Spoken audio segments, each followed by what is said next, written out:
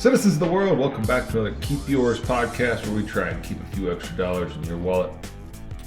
And today, Sunday conversation, we're going to cover a few different topics that kind of struck me this week. First off, it's a little windy today, so when the wind picks up, if you get that in the background, I apologize, but I can't control Mother Nature. What are you going to do? All right, well, let's start with the good news this week. And COVID cases are down and treatments are getting better. And in fact, I believe this article got pulled out of the New York Post. And COVID treatments are improving patient survival by more than 50%.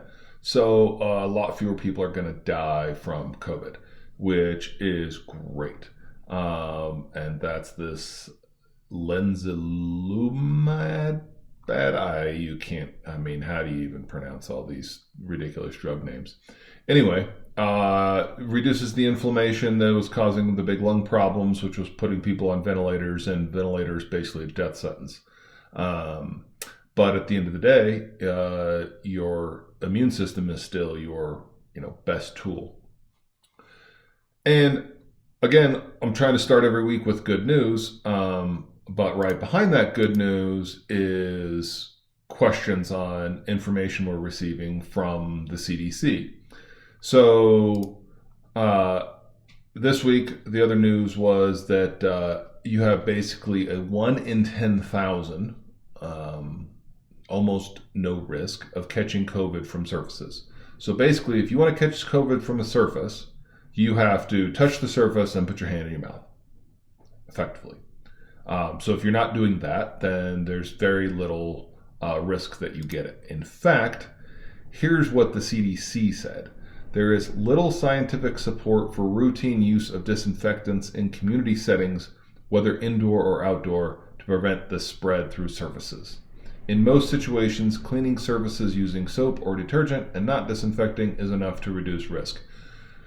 Now, this bothers me tremendously because it leads into a bigger conversation, not just about changing of information. Because, when a pandemic starts, you say, okay, well, we don't know, right? And that's okay. It's okay to not know.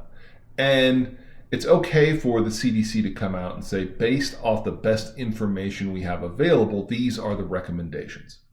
But as soon as that information changes and they know it's different, and make no mistake, they did not just figure this out in the last couple of weeks. They've known this for a while, but they haven't wanted to put it on their site because it goes against so much of what they've been telling us all along. And this goes not just to credibility. So that's one. We've got a government credibility issue across the board. We really just don't trust our government institutions at all at this point. So the fourth turning can't come fast enough. We need to destroy basically everything that we've built and start over, because the institutions as they're set up are just massive bureaucracies that can't tell us the truth. That's part one problem. Part two problem is if I got on a podcast in June of last year and I had said these things, if I had gotten on a podcast a year ago and I said there is little scientific support for the routine use of disinfectants, I would have been deplatformed, even though it's true. And so while we have this ability to deplatform everybody, when it turns out what they're saying is true, we don't have an ability to bring them back. That's not there's no apology from Facebook and Twitter and YouTube to say, hey, we were wrong. We censored you incorrectly. And this is the bigger topic that we're going to have to get to really quickly, is the censorship. The censorship of saying we know what's true and what is not, especially when we're talking about science that is unresolved. And how many state regulations, if you want to open your business, I know in Colorado we've got tons of these. If you want to open your business, especially if you're a restaurant, or an airplane or anything, here's all the things you have to do. And I promise you, wiping down surfaces is on the top of those lists because it's things that people can see that are happening, right? when this thing spread airborne, we don't know how are we supposed to filter the air? We're just a person. And this is a big problem with the going back to offices is if you have things that transmit in the air through air filtration systems that aren't at a high enough filtration grade to pull those particles out, and we're talking about nanoparticles such that masks really don't work, because this is the next thing that's going to come out, is my guess, and I already have seen some data on this, is that masks are basically ineffective. Right? It's a demonstrative tool. So all the people that are yelling at people to clean surfaces and all the people that have been yelling at people to wear masks, the science may very well come out and say, and it already has, obviously, on the surfaces, and I think it will long-term on the masks, especially the cloth masks, is to basically say these things aren't preventing any spread. Because if they are, then why did it spread so much? After we instituted all this, everyone was wearing masks. People were yelling at each other for to wear masks. So much so that it became a political thing. When 45 came out and said that he didn't believe the mask thing was a real thing. And not only that, but Fauci's on wax saying don't use masks. They're ineffective. And then he pulls it back, goes, oh, well, when I said that, it was because there was a shortage of N95s. I didn't want people to go get all the N95 masks, because those are actually the only somewhat effective masks. So we're going to find out that all of this mask wearing of all of these cloth masks didn't prevent much of anything either. Same with all this surface stuff. So we've all been throwing hand sanitizer on ourselves, multiple times a day for no reason. We've been wiping down everything. I remember watching a video early on in the pandemic from a doctor about wiping down all the surfaces when you get your food delivered. And I remember literally doing it. Turns out, all a hoax, all unnecessary. So those Clorox wipes that are sold off the shelves for, you haven't seen them for forever, they don't work. I mean, they'll sanitize the crap out of everything, but they'll probably poison you as much as they'll save you from anything. And remember, we're full of bacteria, pounds of it, such that if you kill all the bacteria in you, you die. And there's all sorts of people with bowel problems because their bacteria is messed up. So if we kill all surface bacteria all the time, that's not really a good thing. That sounds nice, not good. So there's good and bad. So unfortunately, as much as the good news is that we're developing the treatments, which of course this is what we were supposed to do. This was the original story they sold us on COVID, was flatten the curve. And then once the hospitals weren't completely full, flatten the curve meant nobody's supposed to get sick and no one's going to die, as though they could prevent people from dying to begin with.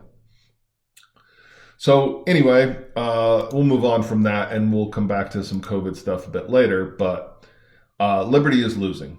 Could very well be the name of this podcast, because if we look around the world, that's exactly what is happening. So Hong Kong protesters formally sentenced to prison. Not surprising. China is not going to have pro-democracy anywhere. You're with the party or you're against the country, pretty much. So they just instituted this patriots only rule, which reminded me a lot of the U.S. passing the Patriot Act, which took away tons of our rights. And so in China, they say that they are instituting the patriots only rule, which prevents anyone who's basically not part of the Chinese Communist Party from running for office in Hong Kong. So they sorted that out, and now all of the pro-democracy people that were in any government agencies in Hong Kong are not only not there anymore, they're going to jail. And that's a big problem.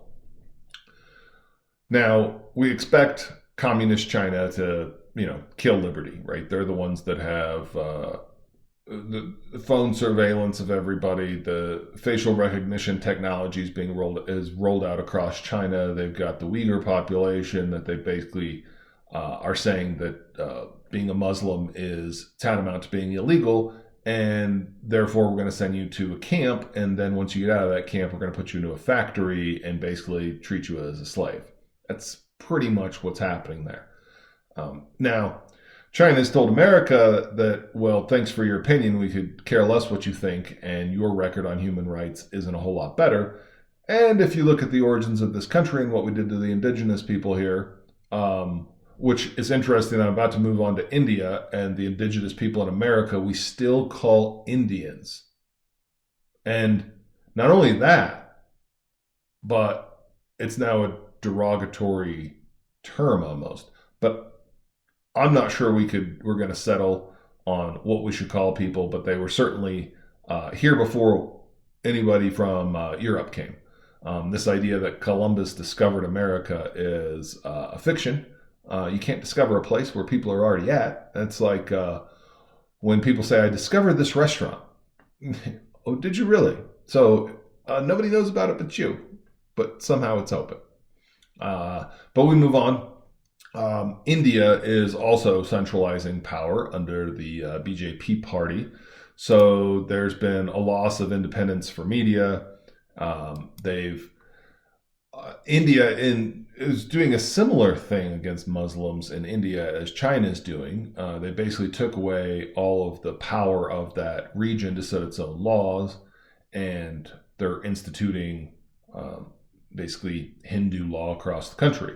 So in the same way that China is instituting Chinese party rule across all of China, India is basically doing the same thing. And anyone who's not in agreement with the single party is not being treated well, we'll say. And this is not uncommon in the world where we've got competing parties. And once you're in power, you want to stay in power. And that's pretty much the human condition. And we just saw it in America. Right? I mean, people did not go protest and enter the Capitol like idiots because they were really happy with the results of the election. They were unhappy that their party lost and or felt cheated, both of which they have a right to feel. And who knows if they were right or wrong. I don't think the election was, rigged in this country, but it was so close that it's not improbable. Now, the reaction, the storming of the Capitol, a little egregious, but now we've got a fence up around the Capitol that's permanent. That sounds like we're killing our own liberty. And there's no more protest plans, so why the fence? And it's very interesting. I don't understand it. More importantly, in the U.S., we've got states who are rebelling against all of the lockdowns. And based off of the total death rates, which we're going to get into shortly, I can't say that I disagree with that at all. And so we've got Texas who said, hey, we're open and we could care less. And cases haven't risen there. And of course, because cases didn't rise when people didn't do what the authorities, and by authorities, I mean the politicians who, like Fauci, who are pretending to be scientists. He's not a scientist anymore. He's a politician. Right? And so Texas says, no more restrictions. We're going to go with liberty. People understand the risk. If they want to leave their homes, they can. They're not required to. Businesses can require masks, or they cannot. How that plays out long term with legal cases, I don't know. But, when the CDC buries the story that transmissions are from surfaces are rare, it makes it hard to trust them.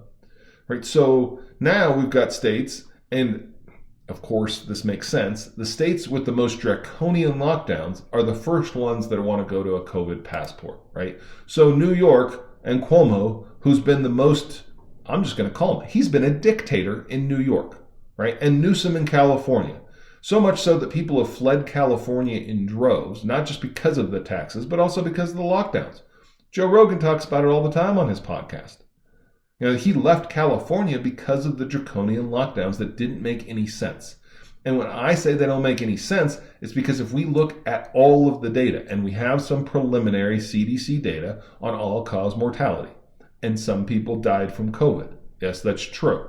right? So overall, we went from 2.85 million deaths to 3.3 million deaths from 2019 to 2020. So we did have an increase. A few 100,000 people died. But that is, remember, we have 360 million people in this country. So your odds of dying for COVID were 20% of 1%. That's a pretty small likelihood that you're going to die from COVID. Certainly not worth shutting down the entire economy, killing 10,000 jobs. Those are gone. Probably never to be seen again. And kind of ushering in this new era of big government spending, which we'll get to later. And we all know that that's going to cause us problems as well. But what I want to talk about is these vaccine passports and how this is a slippery slope, right? So what we've been told thus far, in, again, trying to trust our government and the data that they give us, but we're basically being told that the vaccine is the only option, right? But here's a question that I still have ongoing that I heard mentioned a couple of times early on and has since gone nowhere. And that is no studies on viral load. Viral load meaning you just give me the actual COVID virus. Let me get it from somebody who's got it, right? But preferably in a dosage that's the minimum of which my body will develop antibodies and hopefully I won't get sick, right? Which is kind of the idea behind old school vaccines, is we're going to inject you with basically a mostly dead virus, but that's still some there. But the minimum amount we think that you need to develop antibodies. And I'm sure you can hear the wind right now. It is howling. Definitely things moving through right now. But so it goes. So we do no studies on viral load. We're told vaccines are the only option. And that they're not sure how long they're going to need to be there. In fact, I believe it was the president of J&J came out and said you're probably going to need a booster shot. And you're probably going to need one after that. You'll probably need one every year, like the flu shot. So it seems to me that they don't understand whether or not, if you've had the virus, if you've got immunity and how long it lasts, because the testing for that's horrible. And the only way to find out would be to take people who had it and try and infect them again. And they don't really like infecting people with disease, but there's no problem if we shoot them up with an experimental vaccine. And make no mistake, all of these are still experimental. And they're rolling out the scientists, and I may get deplatformed for saying this, they're rolling out the scientists that agree. And they're keeping behind closed doors all the scientists who don't agree, all the medical professionals who won't get the vaccine themselves, unless they're forced to because of their profession. A lot of people have felt, if not directly forced to, social pressure to do it anyway. And what if you've already had the virus? There's no way they can know, if you've had the virus, what the vaccine's going to do to you. Just like there's the current issue right now with blood clots from some of these vaccines for specific people. And they can't nail that down. And so instead of saying, oh yeah, it's possible you'll die from the vaccine, which it is, and people have, and they're not talking about it, they're telling you, well, you're less likely to die from the vaccine than you would be if you got the virus. Well, how do you know that? And how does that apply to me as an individual making my decision? And if I've decided that, create a COVID test you can give somebody immediately. Because now you're saying, well, I gave you a vaccine, but now can that person get it and transmit it to other people? They don't know. So what is this vaccine passport good for? How long is it going to be good? And how many other things are they going to start adding on to this? Right? We already have identification laws, right? Cops pull you over, show me your ID. Why is that a requirement? But now we're going to get more draconian and lose more of our liberties. Sounds like another Patriot Act, right? Let us track you all around and record all of your conversations, text messages, and emails. We'll hold all of that. It's for national security. National security against all of your own citizens. Let me remind everybody who happens to work for the government that the oath you take is to the Constitution. not to the people who are currently in power. Because those people in power will change. I know the baby boomers have been in charge for a long, long time, but we're ready for them to go. And as a Gen Xer, I'm getting passed over. So the Gen X is not what's rolling into Congress next. It's going to be the millennials and whatever the generation after them is called, Zs, or I'm not even sure. But basically, they don't want to give up their power that they've got right now. That's what we've got old people left and right running this country that need to go. Our faith in all of the institutions that I don't think's ever been this low. From government itself to the institutions of government and institutions of finance. Nobody trusts any of them. We don't even trust that. We don't trust the media anymore. We don't trust the FBI is going to do the right thing. The CIA is going to do the right thing. We don't. So why are we trusting drug companies are going to do the right thing when they're rushing vaccines out and telling us this is the only answer? I got a lot more questions. But here's one thing I do know. If you follow the money, you usually get to the right answer. And drug companies saying that you have to get something over and over and over, this sounds very familiar. It's like the drugs they issue to begin with. Every prescription is basically a lifetime sentence, with the exception of some antibiotics. When they give you a prescription, no doctor is expecting you to ever get off that. Now, we have some doctors who are actually trying to uphold the Hippocratic Oath because they realize all these drugs do damage, right?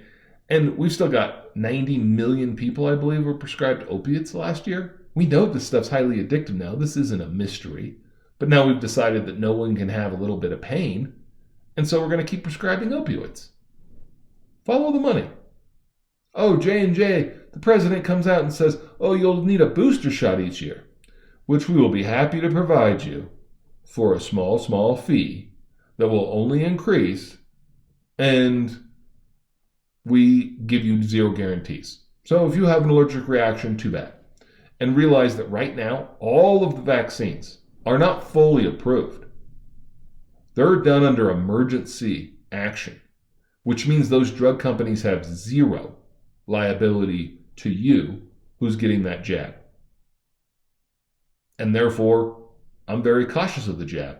And since I take care of myself, and since the rate of incidence of this disease and what it's doing to people, most people walk right through it if they're healthy. I mean, this is the thing. Probably 100 million. I think we're very, very close to herd immunity based on the vaccine numbers that they've given out because of how many people I think had this and didn't even know it. And of course, we can't test for that. Even the tests they have that will show the antibodies you have 3, 6, 9 months, 3 or 6 months later, or maybe it's 2 and 3 months. I don't even think they can go 6 months out because as your body stops fighting the actual disease off, it stops making the antibodies. And so the antibodies that are left just go hide back inside your bone marrow to basically your body knows that info and can use it later, but there's no reason that it keeps producing them. And so unless you want to have your bone marrow drilled into to find out if you're going to have an issue, they don't know. And coronavirus, just like the rest of the coronaviruses that are the flu, are going to mutate. And this is the problem that we have. It's mutating all over the place. And whether or not these vaccines will prevent the mutations from affecting you, and whether or not if you had COVID, if you're going to get those mutations, and how bad any of that will be with or without vaccines, they don't have answers for, and they can't because it hasn't been long enough to find out. So I feel like this is actually where we're at right now. And I feel like this really pertains to financial markets as well as what's going on with the virus. We have a lot of people with a lot of certainty. And for those of us who ask questions and often have contrarian opinions, they don't like us very much. And I feel like that certainty is all over the place. So I could go to Bitcoin people. There's certain Bitcoins going to, 4 million, 400,000, whatever their number is. Bitcoin is going one way, only one way, and that's up. Even though last Saturday, Bitcoin dropped from 64,000, 56,000 in pretty much an hour. And that's how volatile it can be especially, and we're going to get into some of that later in this podcast about volatility and what that means when all of a sudden people are racing for the exits and everyone wants to sell and there's no buyers anymore. All right, so Liberty's losing across the board, across the world, and at home. And that's not good for democracies, and that's not good for citizens. But we move on. So here's the slippery slope of the COVID passport, right? So if we require a COVID vaccine, then what other mandates can government put on us that they have to do? Now, I'm not an anti-vaxxer, right? Because if you look at what polio does to people, polio is a problem, right? A massive, massive problem. Now, there are some people who have lingering COVID things, but not in the proportion of people who had massive, massive problems and were dying from polio, right? So we have vaccines, but then when that vaccine rolled out, that first polio vaccine, that messed up a lot of people too. So I'm not one to rush to market on new things. However, I'm not an anti-vaxxer by any means, right? So what are they going to mandate next? What other shots do you have to have? What other boosters are they going to require? You know, this COVID passport thing's a slippery slope into the government in your business all the time, telling you what you have to do. And now, what if you had COVID? So now they're telling us that your only immunity can come from a vaccine, when it seems like common sense would tell you that if you've had the virus, you went to battle with the real deal and you won. And now you've got those memory cells. And you're telling me those are less valuable than a new vaccine shot that J&J just came up with? I would go ahead and say that your body's natural defense system is probably better than something cooked up out of the lab. You know, so you got that natural immunity because you've been affected. Now, what we don't know, how long is that going to last? Your natural immunity. We also don't know how long the vaccine immunity is going to last, right? And it's very possible that your natural immunity might last longer. Now, here's the other question. What are the complications if you've had if you had COVID and then you go get the vaccine afterwards? I don't know. Nobody does. What's the long-term consequences of the next time you're exposed to COVID? Because make no mistake, that's the whole thing that we're talking about here, right? Is, oh, all of a sudden now I can be exposed and I won't get sick because I'm vaccinated. And so I am immune, even though what they're really saying is you get a vaccine, you're not immune, you can still get sick, but you're less likely to die.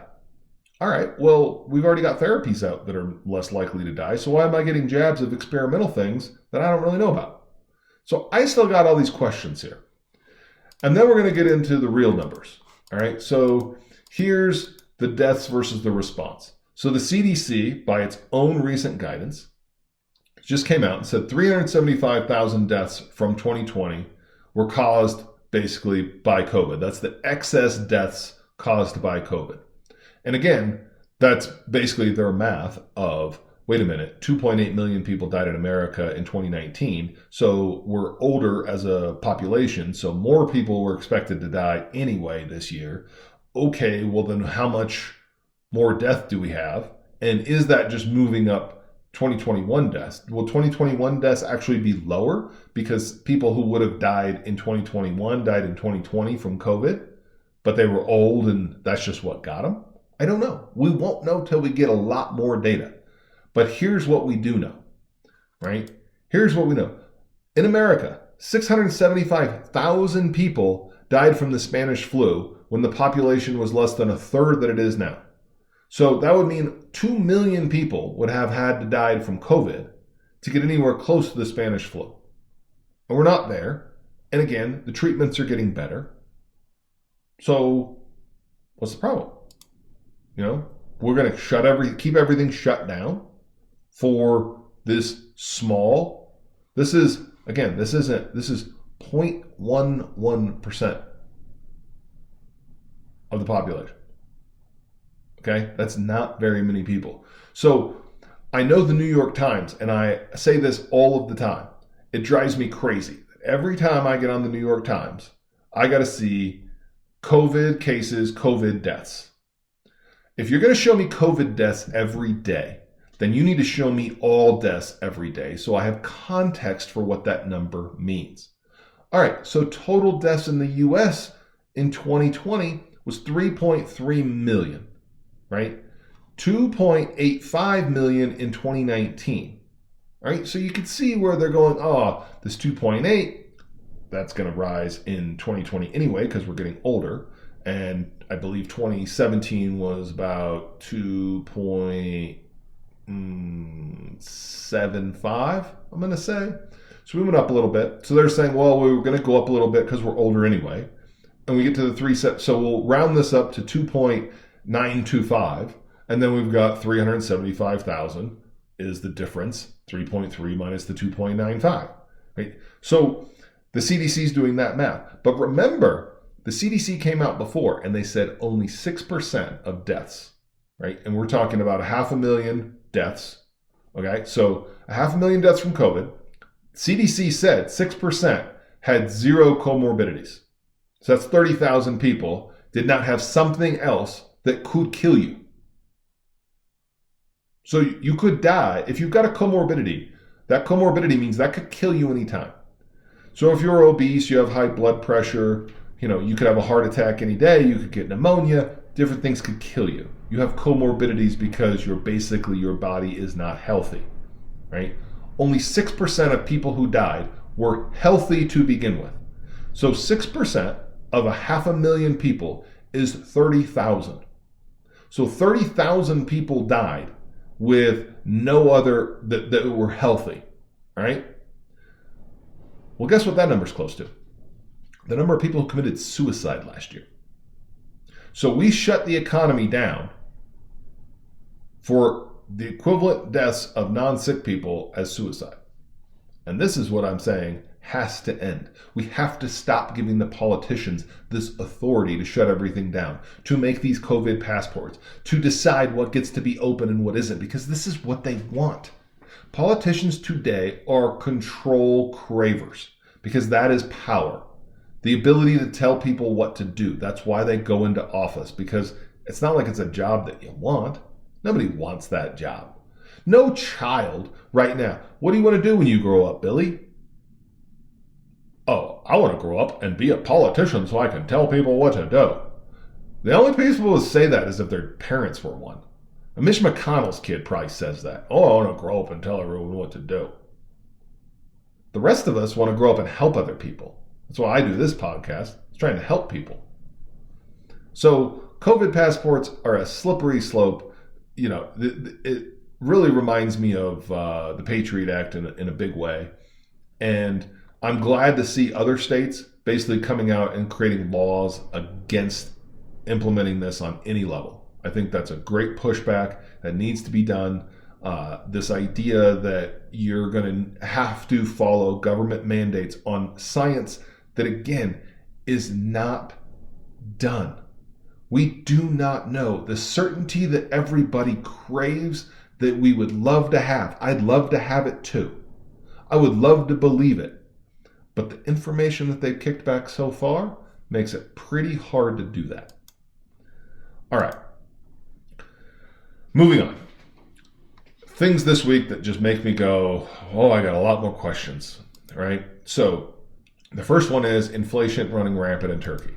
So Erdogan, the president there, fired the central banker. That's the third central banker he's fired in 2 years. 2 years, you fired 3 central bankers. I.e., I don't like what all these people are telling me, so I'm going to get rid of them so I can keep doing what I want, which is printing money. And in the first show on Bitcoin, which I just went over, and we just published that Bitcoin podcast that I did, and it's interesting that Bitcoin goes up because Coinbase went public last week, and that put a run up into Bitcoin. And Bitcoin is now starting to look like California in the 1840s, the 49ers, when they all came out to mine gold. And everyone in Bitcoin is a mining speculator going to California to mine gold. And the only people really making money are the people selling the picks and shovels.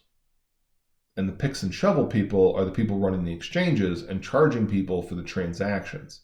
So the people running transactions are making money. Meanwhile, everyone else who's speculating in Bitcoin, some of them are making money. Some of them are losing money. Some people bought at 64,000 on Friday and woke up Sunday morning to realize they just lost 20% of their money. That's a tough pill to swallow in an afternoon. And that's part of the problem with Bitcoin. But one of the things I discussed in that Bitcoin podcast was government intervention. And Turkey has now outlawed the use of Bitcoin. Interesting. The U.S. debt keeps growing, of course. The question is when will there be consequences?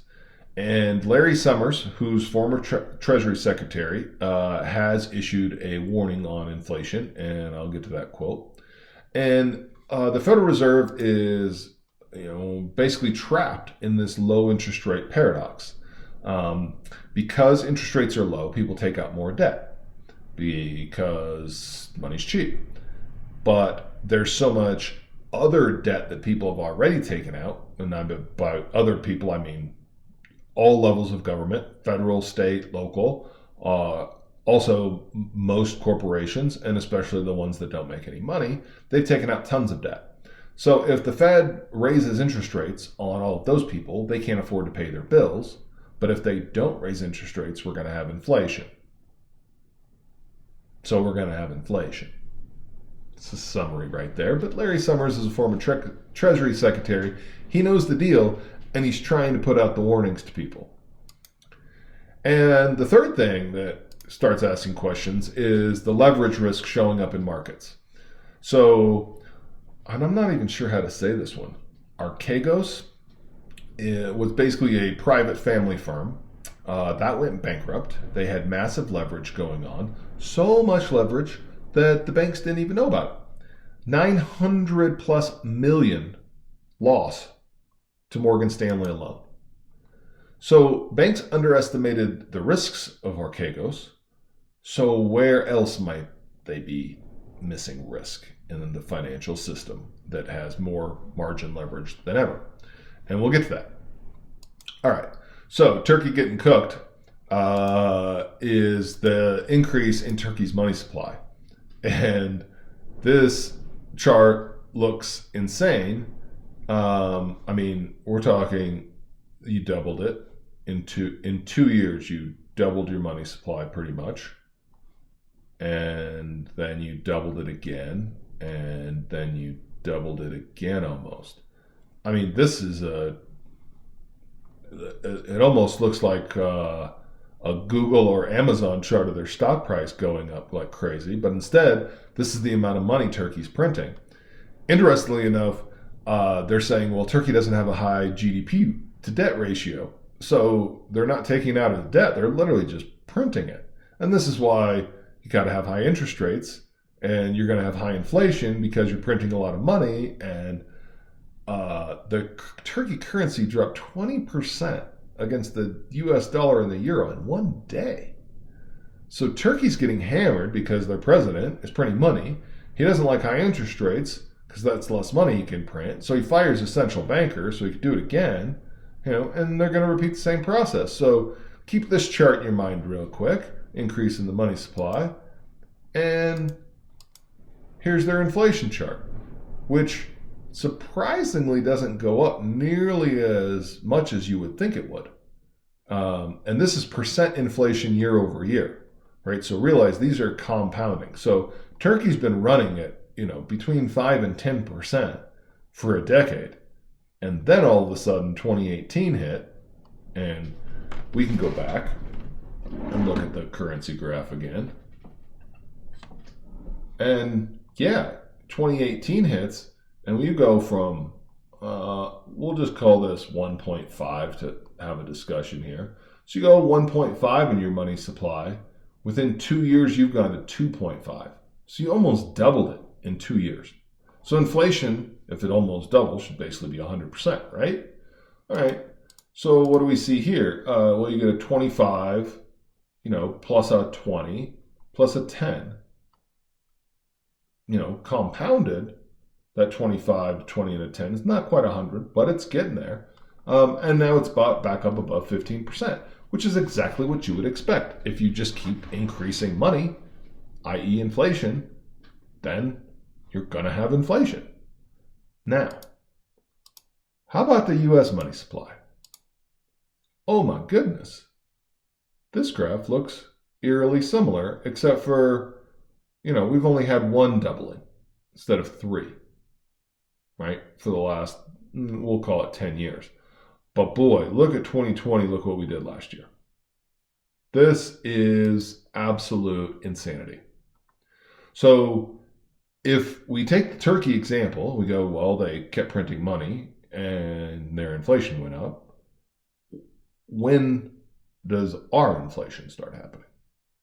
And while right now, Jerome Powell from the Fed would like to tell us that all the inflation we're getting is transitory, is this increase in money supply also transitory? Because I'm guessing that it's not. And so then if we look at our increases in inflation, we go, well, wait a minute. We just had Turkey on here who's seeing 10% inflation per year on basically double the trajectory we're on. So how's ours so low? And my answer to that is, I don't really know, except for the complicated nature of the US being the world's reserve currency and all the things that go into inflation and all the things that go into deflation. And America, being a technological center, helps a lot in our deflation. And I've talked about this many times. You take your cell phone and all the things that can do for you and what that would have cost you in a camera plus a cellular phone that used to go in a box and cost a ton of money to use. Plus it's also a supercomputer. There's so many things you can do now off of your phone, and it still costs $1,000, right? So inflation is a multi-pronged thing. One of it being we should have deflation because of our technology and increasing the rate at which we produce goods and becoming more efficient and increasing our productivity. But we know that inflation's coming. It's when.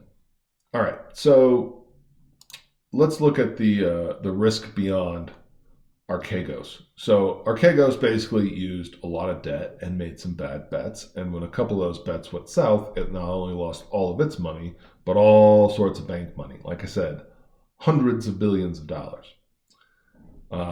And that's going to be a problem. So I pulled this because this is the latest margin data on versus the S&P. Right? So we get margin debt in the red here, which is the amount of money people are borrowing to gamble on stocks, right? And then we have the actual value of the S&P. And you see through history for the last, we'll just call it 20 years, because that's all any people want to remember anyway. We're not talking about real depressions and anything else because the Fed steps in and prevents all this for now. But just the margin debt that's out there. So we see it kind of peak up in 1999, and then we have a massive market correction, right? And the margin debt has to drop below the actual value of those assets. And look at the margin debt drop way faster than the asset values as people deleverage. And that's actually part of what's causing the drop in the markets, is because leverage means that you've only put up, let's say, 20% of the value of the stocks that you're holding right now. Well, if those stocks go down 20%, you've lost all your money, and anything more than that, now whoever lends you the money is also losing. So as soon as things start moving in a volatile direction and you need to get out, you have to sell. And you're deleveraging, and that selling then drops the market, and they kind of go together. And the other thing that you'll see is when people take out more leverage, they're putting in more bets. So if everybody could only buy in stock what they had in cash, prices couldn't rise as much because there wouldn't be as much buying. When you're leveraged, you're buying 4 or 5 times what you could if you just had to use cash, right? You might get 4 or 5 times those earnings, which is exactly what people are trying to do. That's the point of leverage, right? But when that goes south, and you can see 2007, look how far leverage got out in front of the market, pushing that market up. And it still didn't fall as much as you would think. For this correction, the leverage really backed off after the 2000 crash. 2008 crash, a lot of people kept a lot of leverage on, interestingly. Now, you can look how the leverage will drop quickly, but the market didn't drop quickly in 2007 and 2008. It took 2 years for the market to drop, right? And now you look, our leverage has been, over the last decade, way out in front of the market. And it dropped back a little bit last March when everyone had a little liquidity crisis, right? And now it's back up to an all-time high, right? Along with the market at an all-time high, which gives the market that much further to drop and all of that excess leverage risk that's in the market. And I just bring this up to show everybody because it's important in terms of how much risk you're taking and where, and understanding risk across the entire system. Because Archegos isn't the problem. Like, oh, now we solved the problem. That's like Bernie Madoff gets caught. Oh yeah, and that guy finally died in jail. Good riddance, you son of a bitch. You stole a lot of money from a lot of people. Now, granted, he ran the biggest Ponzi scheme ever. So in that respect, pat on the back. He's a boss for that. But he's a crime boss. So, he's not really a hero, and he ended up dying in jail, which is exactly where he should have died. That's well deserved. So Bernie Madoff gets caught. That doesn't mean Ponzi schemes go away, right? So Archegos goes bankrupt. That doesn't mean leverage has gone away. That means their leverage in the market went away. What about everybody else's? And this is why I believe that volatility is here to stay. Because of all this leverage, when people got to get out, it's going to get it. Now, I don't blame people for taking out leverage either. I think about leveraging stuff all of the time, right? And make no mistake, in different aspects of life, you may be leveraged. If you buy a home, you're leveraged into that home, unless you paid cash for the entire thing. Usually when you buy a business, you're going to get a loan and you're leveraging that. So leverage isn't necessarily always a bad thing. But when you're just gambling with it, and I have said this for a long time, and I say it all the time, do not gamble with money you cannot afford to lose, right? So, but money's cheap. This is the cheapest money's ever been in history. Literally, like if you buy a government bond right now, you're giving them away your money and your purchasing power, because inflation is higher than the bond coupon. And therefore, what they're going to give you back, you're going to be able to buy less with. So I don't recommend doing that. But that creates a problem for people who are looking for safe assets, because there aren't a lot of safe assets right now. So what is the added risk overall to the markets with all of this margin debt at an all-time high? I don't know what the answer to that is, because it depends on how you want to calculate it, and you could do that a myriad of ways. I just know that there's a lot more added risk in this market when you've got all this margin debt in there. And especially if you're trading stocks to make money, which it seems like that's what most people do, then this is going to be a liquidity crisis. So you see here, all of this margin debt dumps out as soon as there's turmoil in the markets, and then once people believe, then they're all back in, right? And this is what I was referring to earlier. We have this grand confidence going on where everyone's positive of their bets. I'm not positive of anything except for there's going to be chaos. All right, so we've got, the risk in market values, right? So what I wanted to show here was not that same chart again. Somehow my copy and paste skills didn't work out this time. But it's the Buffett Indicator. And that's the value versus the historical trend since 1950 of basically what Buffett's saying, this is the trend line of fairly valued stocks in terms of the multiple. Now, realize what we talk about in multiples of earnings, and there's a couple pieces of that, but let's just say this. If you buy a piece of a stock of a company right now, you're buying a right to all the future earnings, right? So there's a fair value to that in terms of the future value discounted cash flows of all other things being equal. If we just said, hey, we know what these companies are all going to earn, then we would know what that fair market value price is, right? And therefore, you could apply the earnings multiple, and this is what they do on industries, and say, okay, well, if you sell food, then you usually had a multiple of 10, right? And now all of a sudden the multiples mean nothing. Tesla's a perfect example. It was a multiple of what? Of sales, not earnings. It used to be earnings.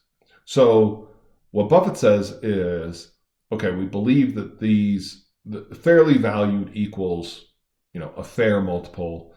And as stock prices rise, if the stock price goes way up, but the future cash flow is still the same, then you've just pushed all of your future earnings into today, which means that your future earnings will be less going forward because you've already taken them out. And the reverse is true, right? Finding a value company means that the price, for whatever reason, is lower than those future cash flows, and therefore it's a value. So when you see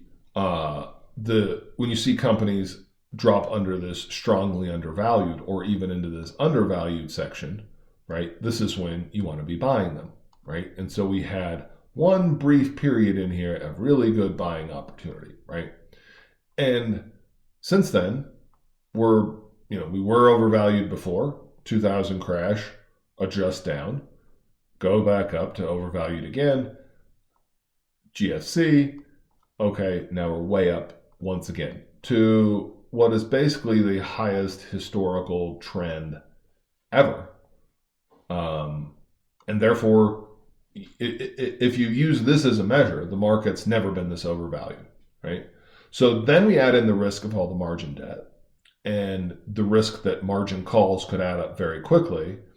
And I bring all of this up just to let everybody know this is a good time to take profits and be cautious. And because everyone's got this certainty mindset, everyone is certain that assets only go up in price. They can't go down. And everyone is certain that Bitcoin will only go up. Everyone is certain that everything is only going to make money. Everyone's got diamond hands everywhere. I encourage many people to take profits, right? So, let's say you bought Bitcoin for $1 and now it's at 50,000. And let's say you bought 100 shares or 100 coins, I guess you would say. So you bought 100 Bitcoin at $1 and that's now 100 at 50,000, which means you are worth 5 million, right? When's it enough money? At some point, and this is a discussion that a lot of people have when, or I do anyway, when people ask me what stock should I buy, and I say, well, do you know the price at which you would sell the stock if I give you the tip? If I tell you a stock to buy, when do you sell? And if you don't have an exit strategy, right? And again, the GameStop people, they're certain it's going up. Nope, diamond hands, never selling, never, ever, ever, ever. Okay. Never, ever, ever is a long time and doesn't hold up well in history because if you go back in history, there are basically 0 companies around from 100 years ago. There's probably a couple, but very, very few publicly traded. I don't think there's any left in the S&P or the Dow. So what is here today will likely morph and transition in the future, right? You could say that Amazon is no different than Sears catalog, except for they're just much better at getting it to you much faster than Sears would when they sent out the catalog. And now instead of the catalog being in the mail and coming to you that you flip through, it's digital and online and sortable by your keyword search, right? But effectively, it's doing the same thing. It's bringing goods to you, right? A lot of things are this way, where they haven't changed a lot, except for technology makes them look different. You used to have physical storage of papers and documents and all of that. And There used to be companies that would come and they would shred all the things that you didn't want anymore. And then they would take the stuff that you did, box it up, and go put it in long-term storage, right? And it was physical, but they did it in a remote place where rent was cheap, so the physical cost of storage was not that high. Now we just do it digitally, right? And the physical cost of storage is the server and the server farm, which can hold a whole lot more documents than the building could hold in paper. But we've exchanged the servers for people working there and moving around actual physical paper boxes. But at the end of the day, it's basically the same thing. So we end up with a lot of the same stuff in the world. And the idea that something's worth, the idea that Tesla is worth $1 million plus per car sold is absolutely crazy. So between the PACs that are under a little investigation now with the SEC coming out and saying, hey, we are not happy with how you are projecting basically all of your BS earnings. There was one great example that I saw this week of, I can't remember the name of the company. I got it. It's Hometown International. Hometown International, HWIN, owns one single deli in New Jersey with sales of high point of 21,000. It currently has, or February 8th, I guess, had a market cap of $113 million. So, the SPAC stuff, just creating these ideas that all of this stuff is uber valuable. Dogecoin, which was literally a joke, but has been a better investment than Bitcoin for the last 6 months. These things make no sense. So we have these massive speculation. We've got markets that have a ton of risk in them because of value based off of Buffett's historical value index trend of what they're actually worth, right? One.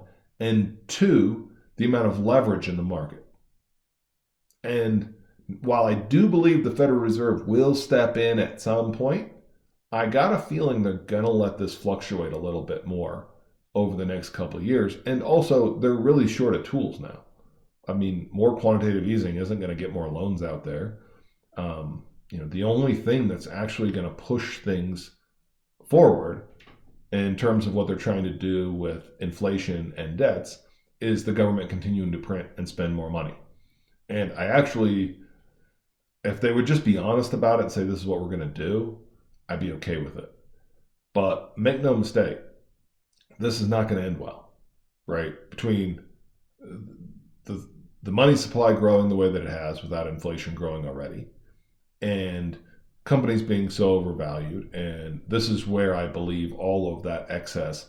We haven't seen inflation in the core index, although we all know it's much higher. I did a whole episode on inflation, and I don't believe the numbers the government gives us any more than I believe what the CDC is telling us on a daily basis either, because they constantly contradict themselves. So you look at all of this data and you have to become an independent thinker about your future and what you want to do, right? You've got to be an independent thinker about your immune system and whether or not you want a vaccine. You got to be an independent thinker about your money and how much of it you've got at risk and how much leverage you're using to go along with that risk. You've got to think about not just risk in terms of, I've got a certain amount of money in stocks and other in real estate. You've got to think about, wait a minute, all of my investment is in US dollars. And if inflation happens, that means the value of the US dollar is basically dropping. And make no mistake, they put enough money into the money supply for that to happen. Now, the last piece that we're missing for the inflation to really kick off is psychology. And once people believe that inflation is here and here to stay, I think it's going to run really hot for way too long. And make no mistake, this is what the federal government needs to pay off the debt. If we can inflate our way out of it. There's 3 ways out of debt, right? You can default on it. That one's not going to be good for the whole world if the U.S. does that. You can have austerity where you pay it back, but that's politically unfeasible at this point. I mean, how are you going to buy votes if you can't buy them? You're not going to spend any more money, then how are you going to buy the votes? And the third way is to inflate them. And so, of course, that's the most politically feasible, right? And especially right now where they're putting money in people's pockets. And I did a podcast on stimmies and why you don't want one. And you don't want one because your government's broke and shouldn't be giving it to you, but they're going to give one to you anyway. So let's go ahead and get on with it. And the government's going to have to keep this going. So they're going to have to keep printing money and they're going to have to keep giving it people who will spend it. And that will continue to create their inflation and this great growth that we've got, which isn't real growth. Growth from spending and deficits isn't real growth. Now, if you spend enough because you printed so much money, it will inflate it up. But that's not real growth. That's not productivity growth. We didn't make more things. We just increased the price of buying them, which makes most people a lot more poor.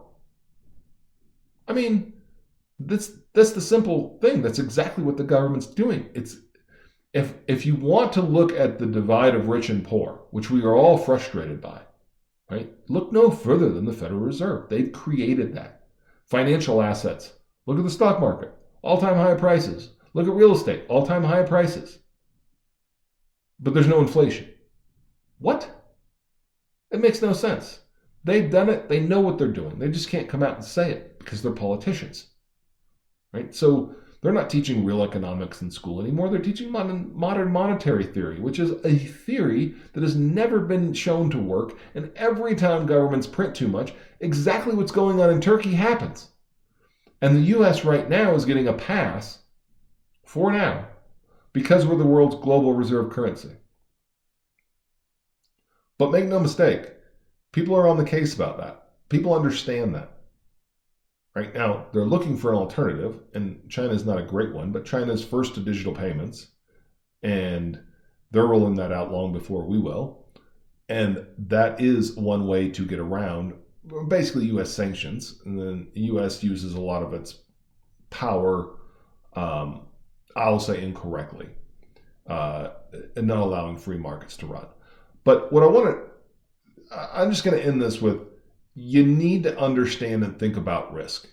I'm not going to tell you what to invest in. That's not what I do here. I do financial education, not investment advice. Go elsewhere for that and pay professionals who that's what they do for a living. But also realize that you're getting professionals that do trades all the time. I'm trying to help people with understanding what is going on in the system. And I'm really down the rabbit hole right now on the other series that I'm working on of the history of the U.S. financial system, because there's so much great historical information in there that it's very tedious for me to go through and break out the pieces that I think are important and organize them into a fashion so that we can look at that. Because make no mistake, there's a reckoning coming, and it's not going to be pretty. These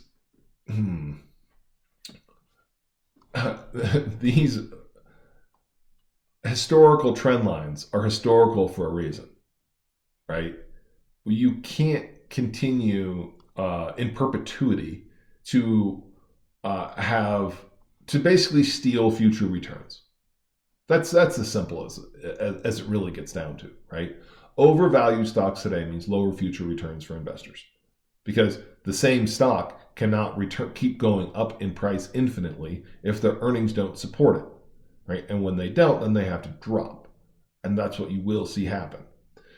So I just want people to understand market risk from a big perspective. And look at what happens when countries print money like Turkey. They increase the money, inflation goes up, right? That's normal, right? What used to happen was one company would produce more goods and services. Real money would flow to that country from other countries because of the influx of all of the money from the stuff that got made. Things in that country would get more expensive because there'd be more money floating around. And by money, I'm talking about when we were on gold and silver. Mostly it was silver was the predominant feature of the day. And therefore, those flows would actually move physically. And so you would have more people with more money, and that is what would create inflation in local markets. And meanwhile, that money had left the other market that it came from, and Therefore, prices there went down because they had less money chasing the goods that were still available. And therefore, this flow of prosperity moved around, right? Now, we're just creating prosperity out of button clicks. Hit enter 3 times. Oh, we just created $20 trillion, right? Oh, the government says we need $2 trillion in stimulus. Do it. Another $2 trillion, do it. Another $2 trillion, do it. And you just press a button and you create $2 trillion. That's ridiculous. And it's unsustainable. And so is all of these valuations. So know that we're in a highly volatile market. Know that there's tons of margin risk out there, and you have to decide for you where you're going to take risk and where you're not. And again, I'm not a financial advisor, and Dr. Lacey Hunt is still in the deflationary camp. But I believe we've switched over now, because if we had a free market, we would definitely have deflation. But instead, the government's just going to print money now because it's the political feasible thing to do. And governments around the world are doing the same thing. And I don't think they're going to turn off that printing press anytime soon, because it's the only way that they're ever going to hit their inflation targets is to spend it. And so if they keep spending all of this money into the real world, it will create inflation. And we've seen the inflation in financial assets already. Now, hard to wrap our head around, the deflation that should occur. And we'll get more into that in future podcasts as we go through history and where we're at and what we can do going forward. But I want everyone to know that the markets today are highly risky, highly leveraged, a lot of margin debt out there, and therefore very volatile. And that's what I'm here to tell you today. So thanks for listening. Please pass along to your friends and family. Take care. Talk to you next time.